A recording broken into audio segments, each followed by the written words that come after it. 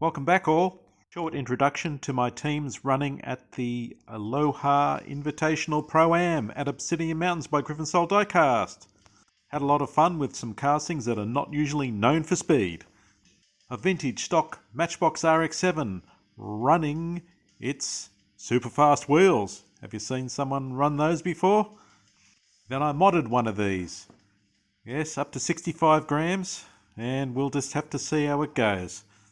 My second team, well, I'm an Aussie and I wanted to run a Monaro. Well, it's a Pontiac, but it really is an Australian Monaro. Hot Wheels didn't do a good job on this, making it into a fast casting, so I've done my best, but I wanted to run an Aussie car. Then there's the Matchbox Laser Wheel Pontiac. Well, I got this back from England and it had loose wheels, so I thought, well, why not try and fix it up and bring it back to standard condition. Not necessarily the fastest teams, but they should be pretty robust, and we'll just have to see how they go. Don't forget to tune in to Obsidian Mountain and watch the racing. Cheers all!